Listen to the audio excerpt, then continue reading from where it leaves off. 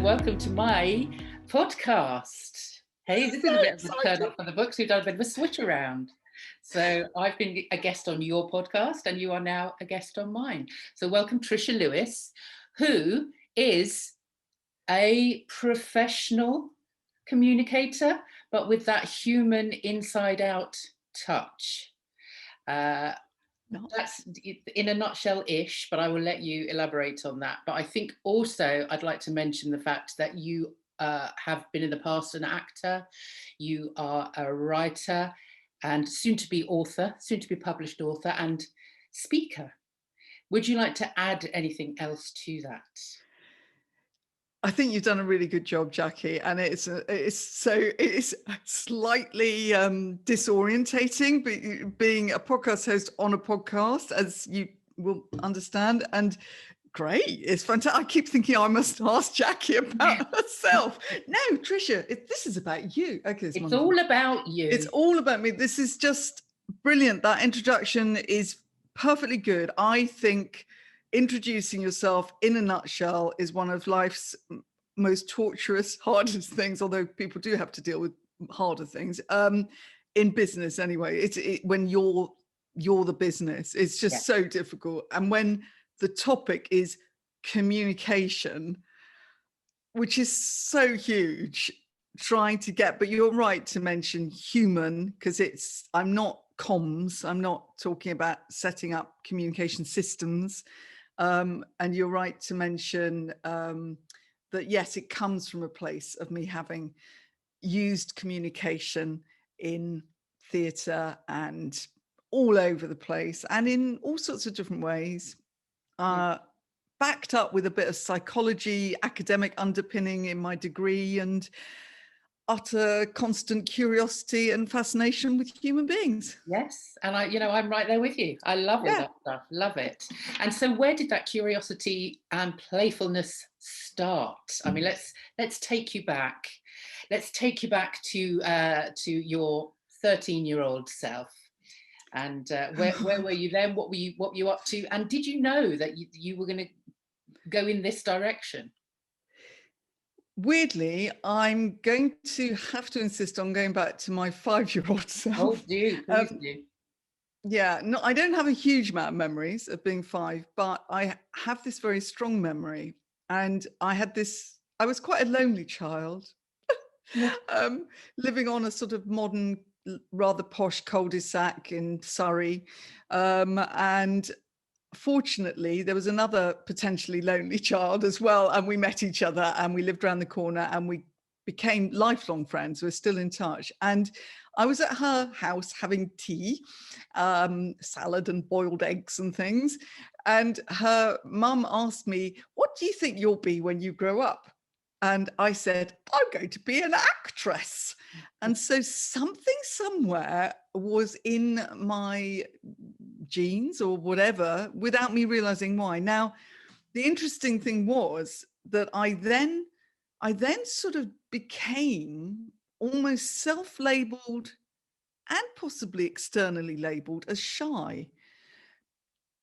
It's only in more recent times that I've unraveled all this, which I won't go into now, but there are elements of it which play into the book actually that I've written, because actually I don't think I ever was shy, but I think I never quite felt able to be totally me once that self-consciousness kicked in. So now if we fast forward to, so I was all up for doing dressing up and being silly and all the rest of it. And then, you talk about 13. So of course, this is when the dreaded kind of, hormones and self-consciousness kick in. So I lost some of that, but it was still in me. So what I had was this kind of fight within me.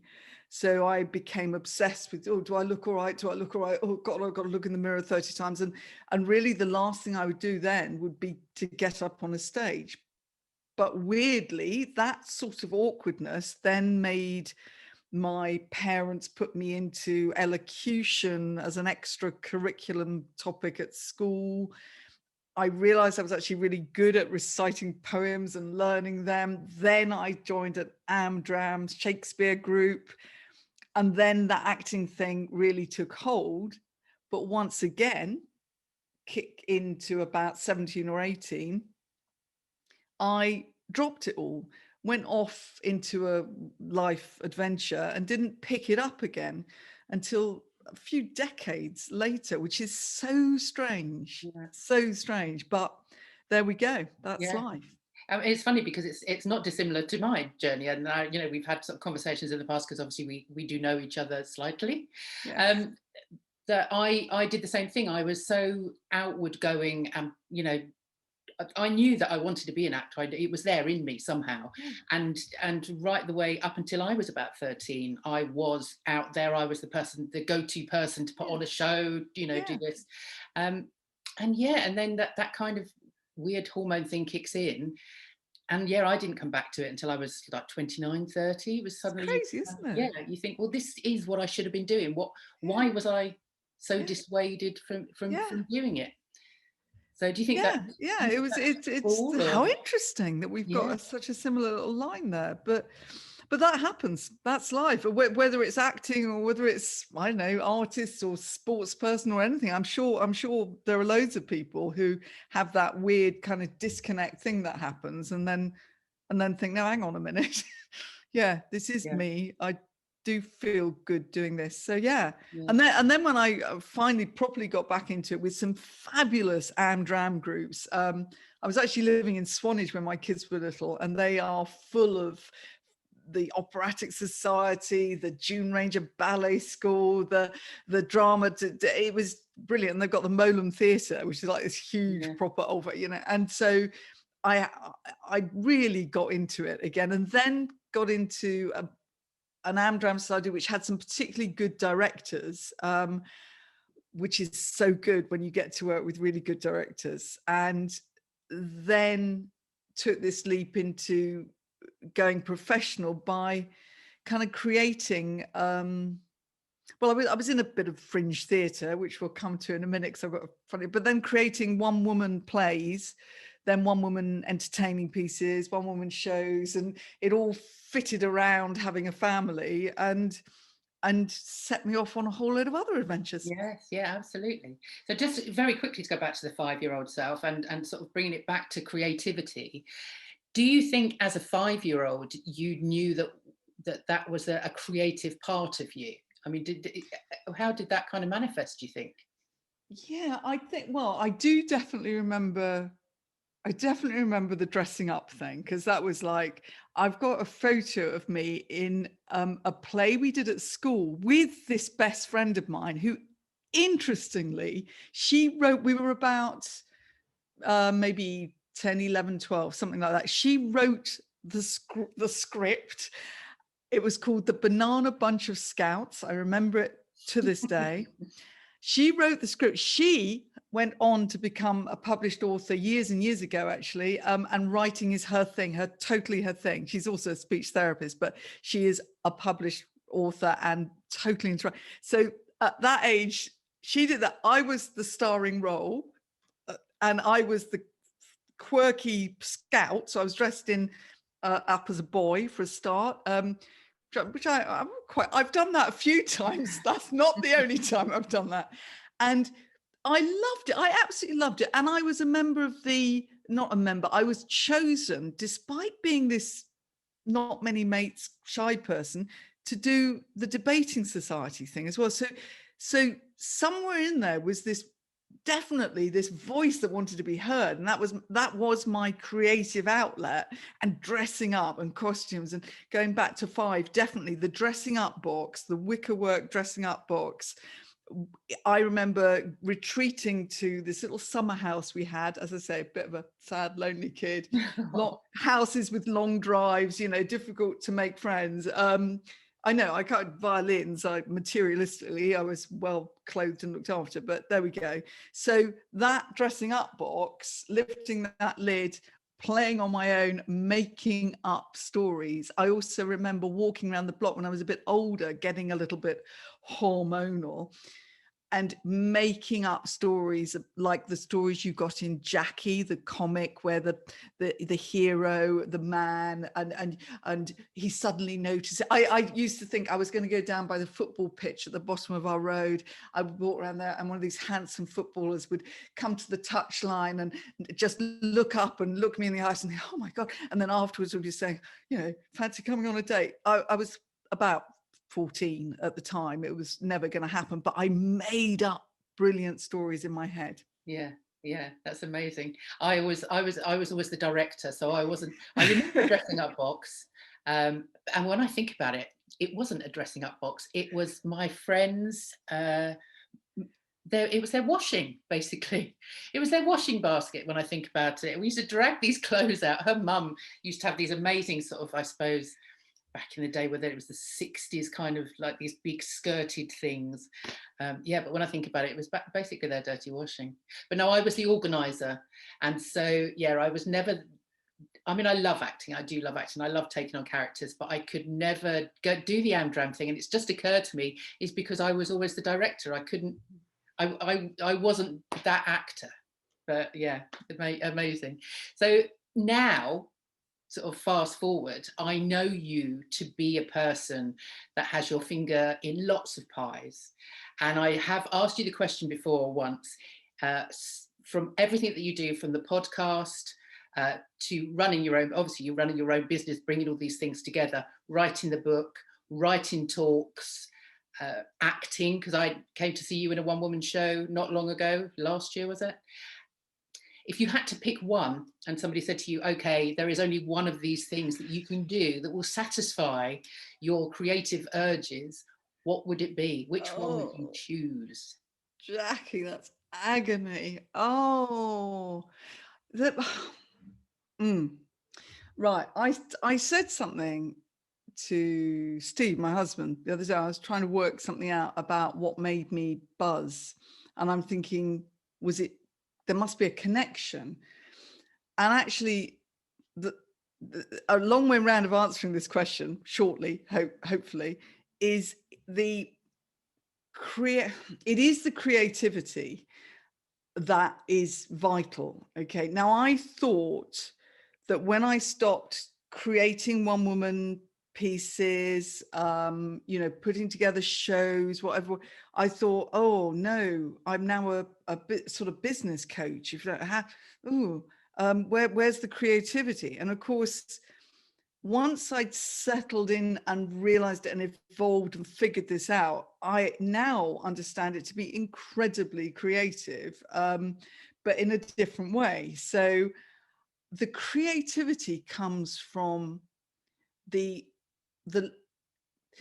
what I like most is rummaging around, researching, reading something, thinking about it, connecting it with something else, and then I'm listening to my clients and they're saying something and I'm thinking, oh yeah, this makes sense, because this connects to this thing that they just said, and whatever, and then you put together some actions and ideas that they can work on and evolve, and you pull it back together again. So it's whatever that thing is, okay, was the same thing that I was doing in the speaker, the actor, even the reminiscence facilitation, which I did as well, which is a whole nother thing.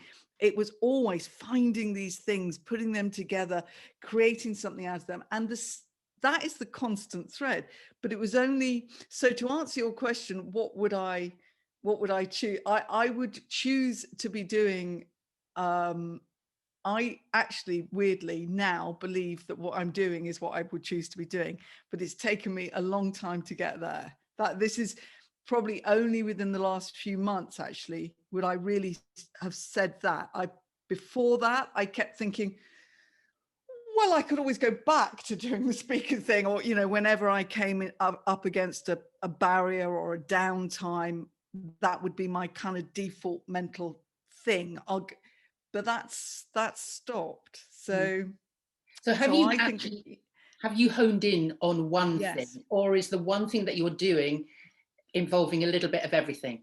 Yes, that is true. And I said to a client recently who was really worried that they that they didn't want to hone in somebody with a huge amount of experience and degrees and PhDs and masters and all sorts of stuff coming out of their ears, fabulous, also very creative, likes art, like, and they got kind of frustrated because they felt they had to hone in. And in the end of doing a program with me, she was delighted to realize that her thing was, because obviously you want to find your thing, like you're asking me, but her thing was actually doing lots of things, and all it needed was pulling it together so that nothing felt like a contradiction or a completely out of the blue, or that she wasn't.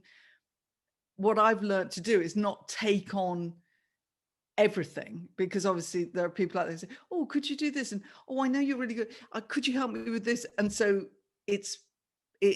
yes, you can do lots of things, but it's now feeling that I've got some control over the connections between all those things. Yes. See what I'm doing? I'm doing it with my hands. You've brought this into yes. this. Yes, So, but in there is still a lovely, lovely lot of things. Yeah.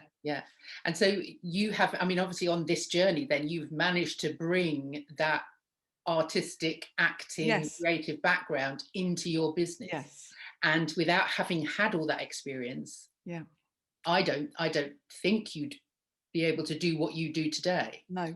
So how did that happen? How did you, I mean, obviously we've had a brief sort of look at what you were like as a child, but obviously as an adult, you've managed to hone in and bring this into a business. Yeah, and it is quite a lot of life is, of course, accidental. And what I would say is that because I was doing the acting, I got involved with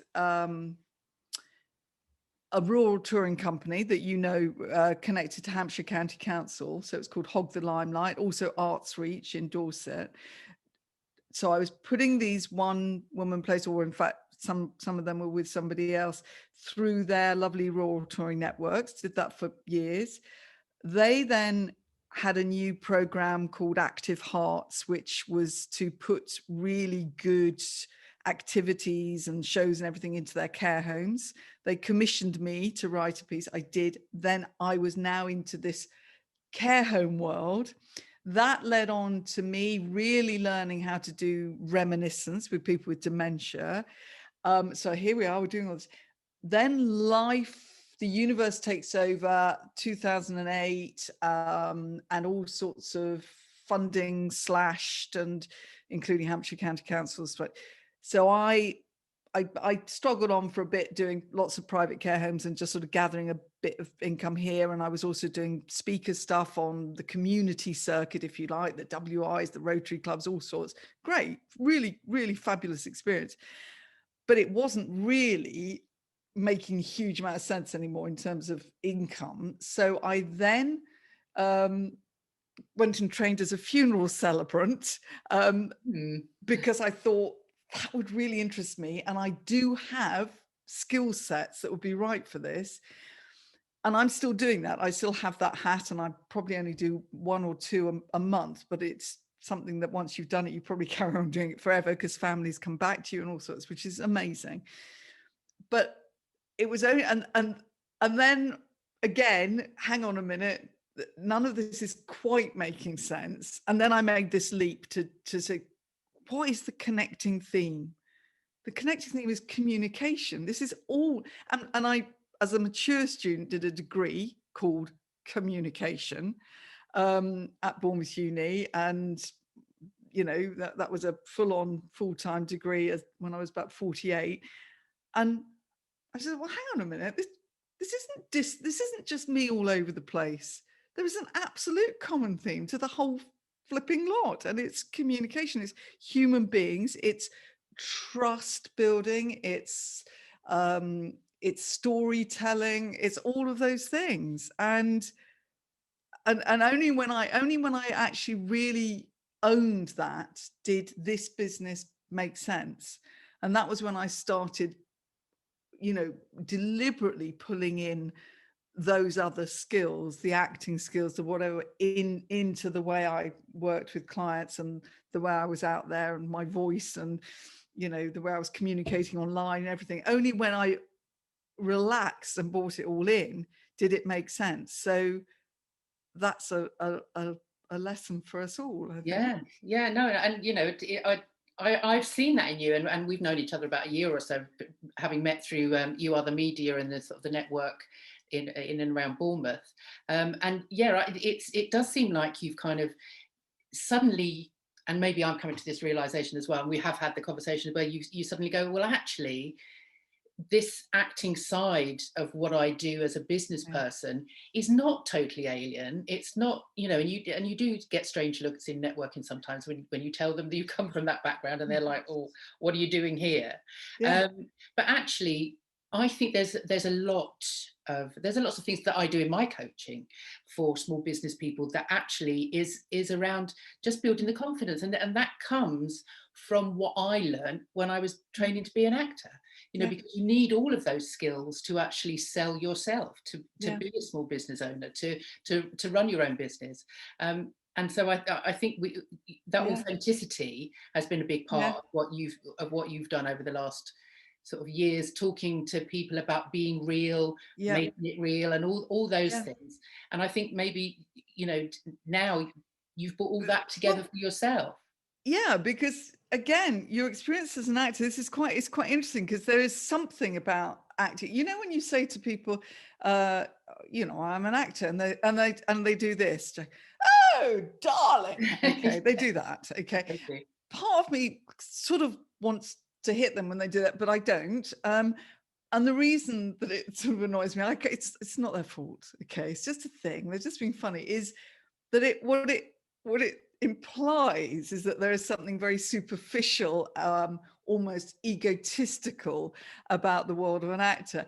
And we know that is so far from the truth, you know, utterly the opposite, because you get pulled apart as an actor. You cannot be up on, well, if you could be in probably some kind of Amdram group where you got all the starring roles and nobody told you were useless. You could be, but generally when you do this properly, you get put right down to earth. You are pulled apart, and you are also finding the truth constantly. You cannot play any of those roles, even silly roles, even comic roles. You still have to find the truth for you, and then for everyone around you, so that it pulls together as a believable thing that people can really get pulled into. And it's magical, but if there's nothing superficial about it. So we've learned a lot about that kind of authenticity thing. And I think I felt a little bit on a crusade to kind of point out that this, you know, any of this actor stuff that you heard about me is completely relevant. I'm not hiding that. And when I first started, I did unfortunately have an experience of introducing myself very naively, probably blabbering on a bit too much and maybe saying things that weren't very honed as a kind of networking pitch. But afterwards, somebody said, yeah, the thing is, nobody cares. Now, they didn't mean it quite as nastily as that. They were meaning it in that sort of professional talk, you know. Yeah, so you need to, you know, start with why, and you need to think, you know, blah, blah, blah. But what I heard was, well, seriously, you mean nothing that I've ever done in the past is relevant to what I'm going to do now? Wow. And then I just sunk. I literally just felt myself sinking. You know, a number of times I was at sort of mentoring things, feeling like bursting out into tears, because I just thought, will you please stop squashing me? Stop it. Yeah. And you know, that's I understand that completely. But I think that leads us nicely onto the book and your squashed self, which I can see the cover of behind you. What, just casually, you mean? I didn't know it was there, Jackie. That's nice. So I mean, obviously that's another journey, and I assume then with the book, and I can remember talking to you about this on a call at the beginning of lockdown, and you were kind of researching and talking to people about this. How has that journey come through, and why? What a fascinating journey. So for anybody, you know, who's thinking about writing a book, I would say number one, there's not. I'm not a fan of procrastination. You do need to start chucking stuff down, all the rest of it. But once you get to a stage where you really are thinking of committing a lot of time and then money to it, you do have to really realize it's going to take a lot of time and some proper commitment and money. But the first thing is feeling that you're in the that you're like I say, I didn't want to procrastinate forever. So I wrote, I mean, I've got it on the shelf here somewhere, a whole file of what would really be a book. And it was about imposter syndrome, because I was delivering talks on that at the time, because it was something that I'd really thought about, having set up my business and having it pound me left, right and center. And then I researched it quite a lot, and there's a load of interesting stuff. Quite a good book. But something in me said, no, it's not. So I put it to one side, and then, but something also was in me saying, but there is a book in there, Trish, there is a book. And then what happened was, it was all those conversations, all that coaching that I was doing, all the stories I was getting from my clients. It was all of that stuff combined with my own personal story and some academic sort of underpinning that kind of pulled it together. And then the big leap was this investigator Lewis character. So I had been on LinkedIn, or doing nice little posts and all the rest of it. And then I met a couple of people from the You Are the Media community at their conference a couple of years back. John Asperian and Janine Coombs, and we're sat at this table. I didn't know either of them really, other than through a sort of screen of LinkedIn. And Janine had been doing some crazy stuff called The Secret Marketing Show, with lots of dressing up, and she's a skilled marketing coach. So she was being silly. John introduced me, kind of obviously seeing that, and in that moment, I just, like, all my kind of fears of letting all that part of me, the funny part, the whatever, the dressing up part, just kind of started to ooze off me.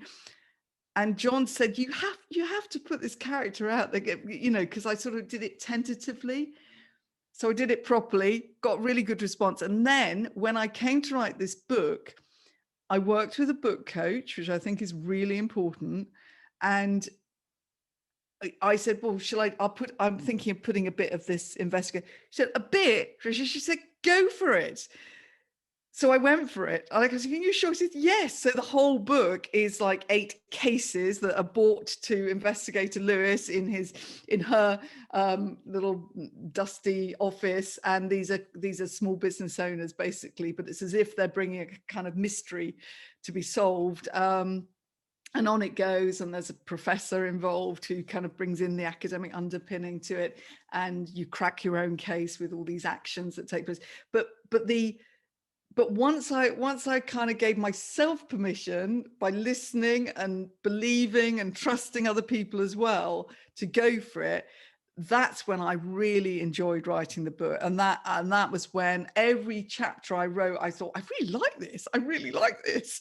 And yeah, so you do that. Every chapter went back to my book coach, who was responding to it, etc. You fine tune, you tweak, you fine tune, you put it out to beta readers, you get some responses back, you listen. And then it goes through this technical process of, the copy editing, the design, the everything. And now this morning, I've been talking to somebody who's going to help me with the PR aspect of it, the going on book panels to discuss it, and little mini virtual book tours. And you have to, if you really want to commit to this thing, you've got to go the whole hog. And I don't want this just to be lying in a dusty pile of, books in the corner in 10 years time. I want it to live, because I want it to be out there, hopefully saving decades for people, where they, don't need to be squashed. Yeah. So what is the ethos behind Squashed? It's the idea is that you, because of fear, and as I sort of talk about in the last chapter at some length, when I kind of wrap it up, that the main one being fear of rejection, you as your lovely quirky, whatever you are, you individual, whether that's loud, quiet, it doesn't matter, just the kind of you that you feel most relaxed with, and that kind of buzzes you most, that you're not letting that out properly because you've got some strange idea that it's not going to be quite the right thing for out there in the business world. You're listening to too many shoulds and shouldn'ts, and your head is saying should and shouldn't, and you're doing the people pleasing and the comparisonitis, and you've got no focus. You're trying to be too many things. And somewhere in there, you actually get angry. And this was the sort of different perspective that I worked on. And in fact, it's also the topic that I look at in my TEDx talk, which is in March too. But it's that odd angry feeling that when you're angry, you come out of, say you come out of a networking thing and you feel kind of angry with everybody else because, oh, well, they're all so pretentious, or they're all just talking rubbish, and really that anger is frustration, and it's frustration at you not being yourself. And I did not clock that. And now in hindsight, I can look back over so many life experiences, jobs, personal, you name it, and think that's what that feeling was. And so, yeah, it's the squashing is you being, it's not so quite like imposter syndrome. It's not like you going around saying, oh, I'm not good enough, because actually you often think you're very good. You think you're great, but the last thing you want to do is let anybody think that you think you're great. Oh no, what, hang on, now they're going to think I'm showing off, now they're going to think I'm this, now they go, oh my crikey. So it's bit by bit, baby step, letting that thing out and realizing that nothing bad happens. And so there's a series of different situations explored in this book, which I think people will relate to, and a way through. Yeah, absolutely. And so obviously you've got the book coming out as well, but are you at the point now in your life with all these life experiences that the TED Talk is just bursting to come out of you? Yeah. It's exciting. And there again, it's something that was sort of on my bucket list. And it's hysterically funny. When I first went to a really lovely, actually, business coach locally, when I first set those, she said, well, what's your kind of plan? And I said something, well, I'd like to be like, a keynote speaker kind of out on the circuit within, she said, when? Well, within a year. She looked at me. Now I realize how naive that was, because I had to start from scratch. It's like you don't start from scratch as in chuck out all your experience. The experience completely comes into play, but you're sort of like when you start a read through for a new character in a play, you do start from scratch. Mm-hmm. And so I had to almost go backwards before I could even remotely go forward. So it's 4 years, to be honest. And I think people need to hear that because they have they're bombarded with messages that kind of suggest that you can get this business up and running and wow within 6 months, Yeah. But yeah, it's on my bucket list as well. So yeah, I do feel like I'm a few steps behind you, but I mean, obviously because of you and others in the You Are the Media group, I started the podcast, and obviously your podcast has been going for a while, hasn't it? So is that something you still enjoy? I love it. I love it. Enjoy it. The Make It Real podcast, I love. And again, when I first dilly-dallied in a podcast, it was just me talking. And as much as, I've got a fabulous voice and I can talk about fascinating things, Jackie, when I started it properly this time, just over a year ago, I absolutely knew it had to be interviews. And it's, talk about enriching my world, and you'll know this because you suddenly are you're talking to people all over the world. You're talking to complete strangers who suddenly become people that you feel a real bond with. You then explore their lives more. It's absolutely, it's like being in a sweet shop for somebody like me. it's not for everybody. And it is a time commitment, and consistency is important once you start. And being true to the sort of values of the podcast is also important within reason, you know. So just taking any old, I mean, you could go after trying to get lots of famous people. I've got a few quite famous people, but I've got lovely people who possibly nobody's heard of, who are absolutely fascinating. And that's not my criteria. It's kind of, well, it's talking to people who are real, basically. Yeah. With real experiences, who are not going to put a gloss on anything. Yeah. I'm just looking. I like the fact that you're adjusting your lighting whilst doing a podcast. I am so sorry.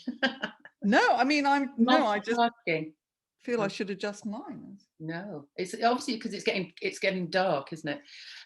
So what I'd like to do then, because it is getting dark and my lights are beginning to twinkle behind me, is to not hide the fact that we are doing this at Christmas time.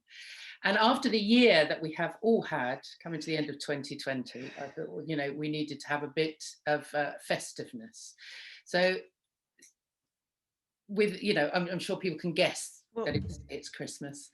And obviously you've got your Christmas earrings on. I have, yeah, I've got a little bit.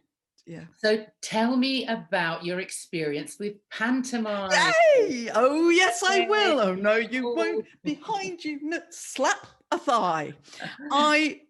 I'm an absolute, I would take a part in a panto if any directors out there. I would obviously now have to be kind of the old hag or something, but never mind. I love panto. So I've been a baddie and a goodie. I've been a prince. So I have done the thigh slapping, the long boots, you know, hair, ponytail. Oh, fabulous. I've been, I haven't ever been a princess actually, but that's fine. I have, however, been a baddie, but I've been what I would describe as the most glamorous baddie that you could imagine, which was just bliss. Yeah. She was called Belladonna in a panto called Humpty Dumpty.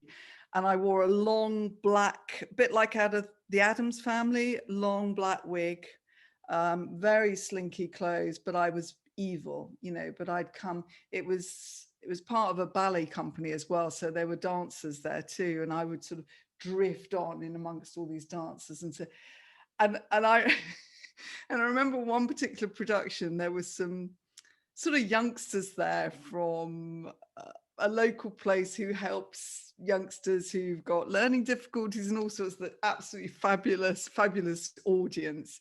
And it was the dress rehearsal actually. And so I walk on and there was lots of boos. And then I hear this voice saying, "Oh, I think she's lovely."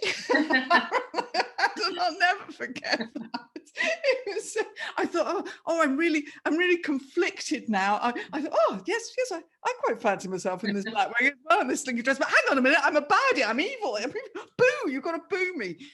No, I was just honestly the most fun that you can possibly have. And I genuinely, when you ask about things that you would do, I wouldn't say I'd give up my entire everything else for it, but I'd find it very hard to resist if somebody came along and said, "Got a part going in a panto," you know, when pantos come back. When they come back.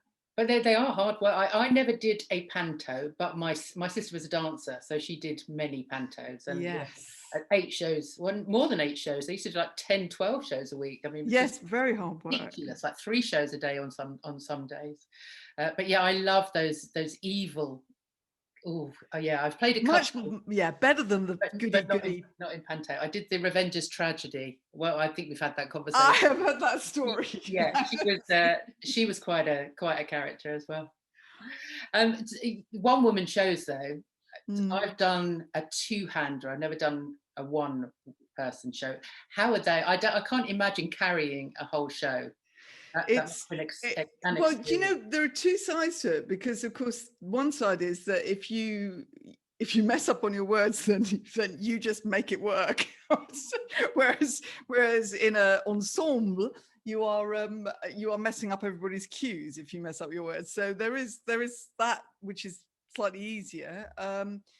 And yeah, you do have a responsibility. You do sort of think, crikey, you know, does everybody really want to hear my voice for any longer? But I've hopefully that's been okay. But I do the first, no, I did. This was the second tour I did of a serious play.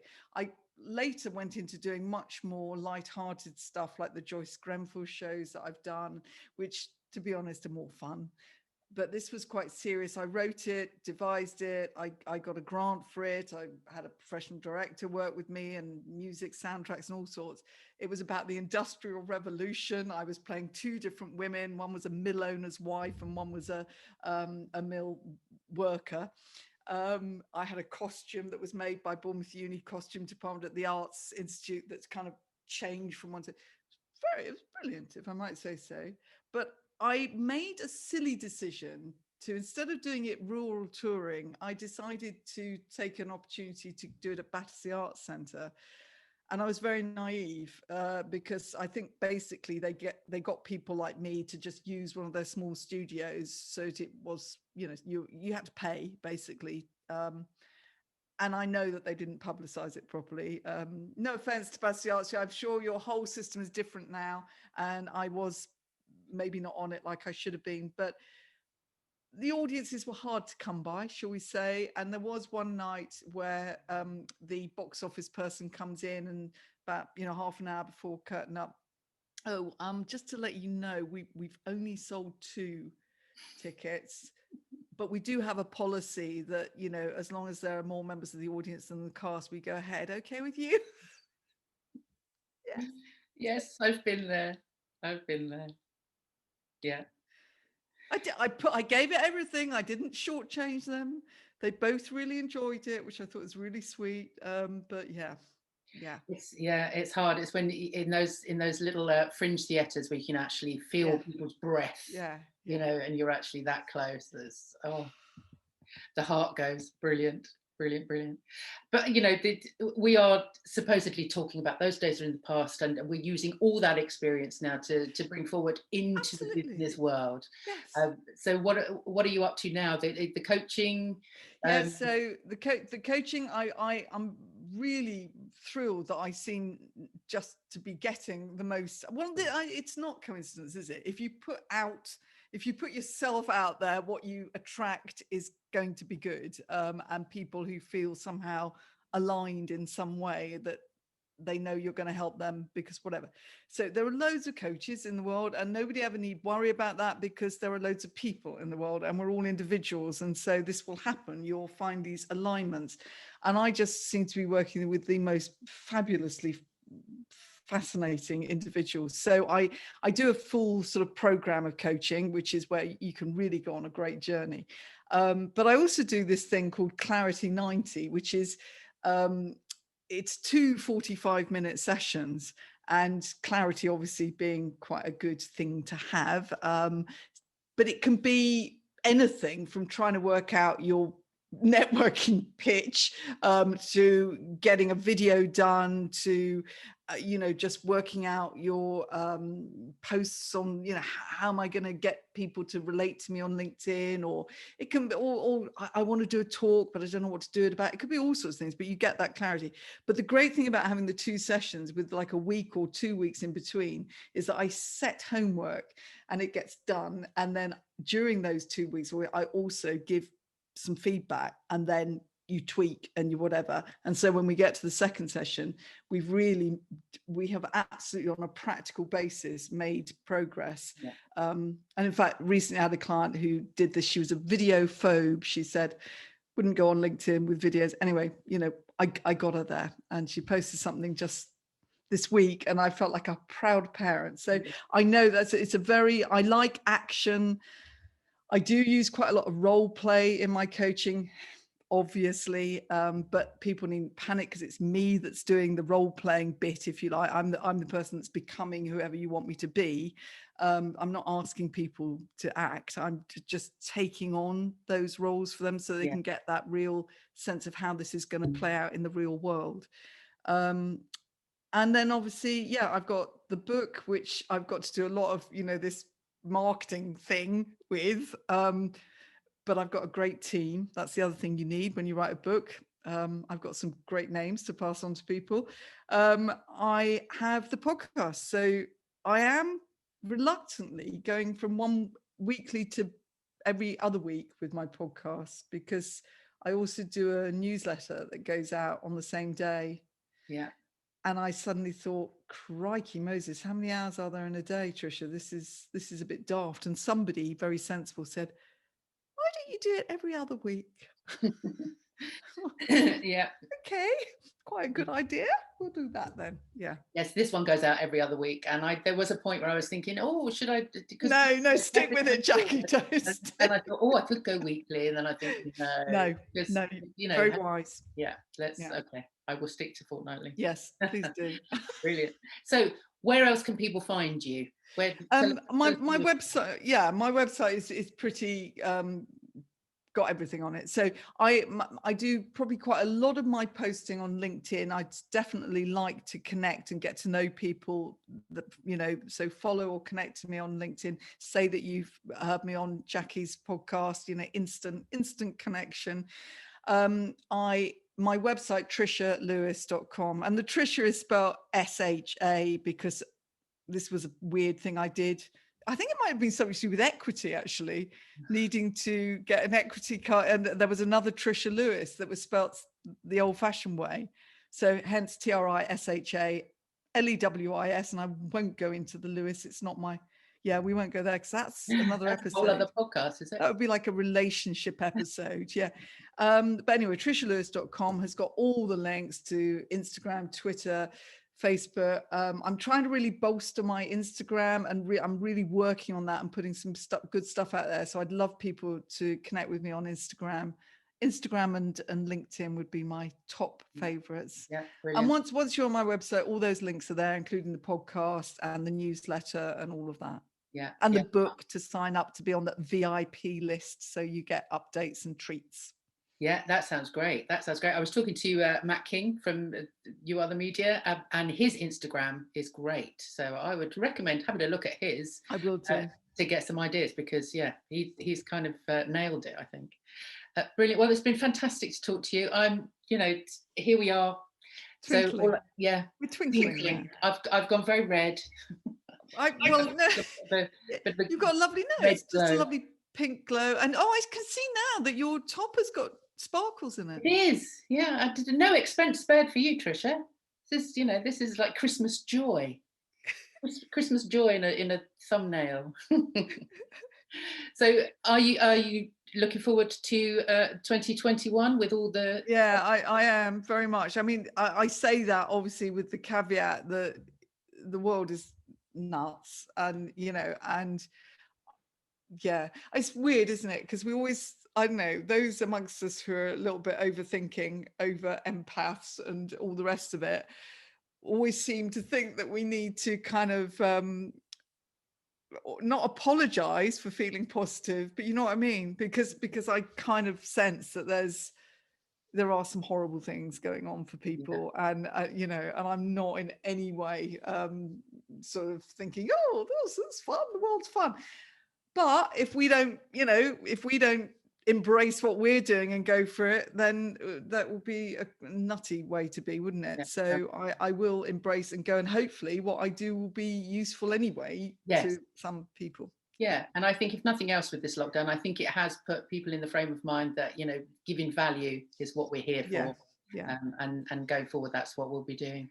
So thank you to you, and Merry Christmas and Happy New Year, and thank you for being my guest. See you. It's a huge pleasure.